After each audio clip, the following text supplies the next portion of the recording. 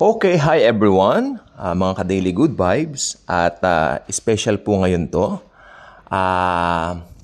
Ito po ay comment special. Okay, all of those who make comments will be acknowledged here sa episode natin ito. Okay, so lahat ng mga kinumentan dito, sasabihin ko muna kung anong klase yung kinumentan.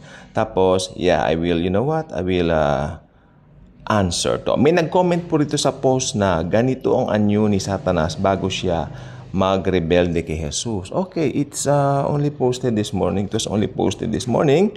Ang nag-comment po si Noe Gomez. Hi Noe, very appreciated po yung inyong pag-comment. Ito ang comment ni Ginoong Noe Gomez. Yan nga din po ang sumasagi sa isip ko kung bakit namuo sa kanya ang pride sa langit. Ang pagkakaalam ko, heaven is a perfect place, no negative thoughts. So, Ginoong Gomez, nais ko pong sabihin sa inyo, kung mga bagay na mahirap unawain, just leave it that way. Leave it that way and continue. Continue to enjoy your relationship with Jesus. Sapagkat sabi ng Deuteronomy 29:29, may mga bagay na hindi kayang abutin ng ating isip. Okay? Pero yung mga bagay na kaya nating abutin, ibinigay naman sa atin ni Jesus yan. Okay? Yung mga bagay na hayag, okay, we can explore that. But those things na hindi po siya hayag, just leave it that way. And let Jesus control over everything. So, Ginoong Gomez, maraming pong salamat sa inyong comment regarding this. Okay? So, may nag-comment din po rito sa nagdo-double time na po si Satanas ngayon. Nagpapanggap na angel of light. Okay? Sometimes yung mga pangalan po rito, hindi po totoong pangalan. Pero ito po ang nag-comment, si DIY and Research. Sabi niya, Satan's future is pain and suffering. Agree po ako dyan. Okay, next na kinomentan dito, maguguluntang at magiging balang lahat ng mga maiiwan ng rapture. Okay, ang nag-comment po ay si Jomar Ortega. Hindi naman po microchip ang itatatak. Pinakita sa akin ng Diyos kung ano yung mark of the beast. Wow! Sa maniwala kayo or hindi, ang tatak ng halimaw ay isang QR code. Totoo po yan.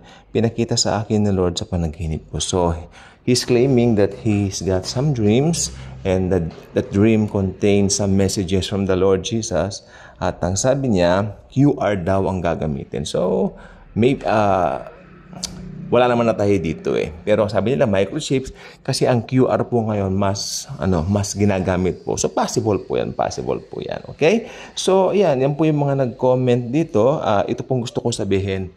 Kung kayo magko-comment, i-appreciate ko po yan. Gagawin ko po ng special vlog yung mga comments po ninyo. At nang sa ganun, magkaroon naman tayo ng balitaktakan dito. At medyo ma-explore naman natin yung ating mga pananampalataya. Diba? At mag-sharean tayo. Huwag tayo magdebate. Okay? Bawat isa po sa atin, I believe, still got some views na different from each other, no? Although have some views, mga minor views lang naman po ito.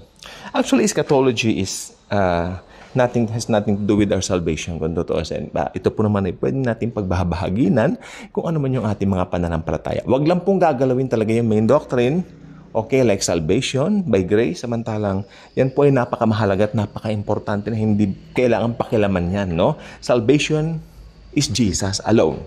Hindi pwedeng salvation plus works plus baptism. Yan, mali na po yan. Kulto na po yan kung totoosin.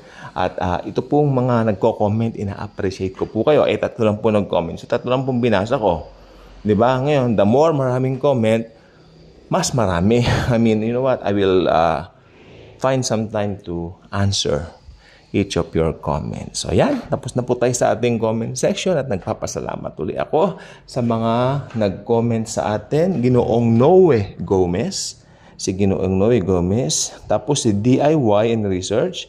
Tapos si Ginoong Jomar Ortega. Itong si Jomar Ortega, nagkaroon na ng panaginip tungkol sa Panginoong Heso Kristo. At siya po ay pakikita raw ng QR ang ginamit doon.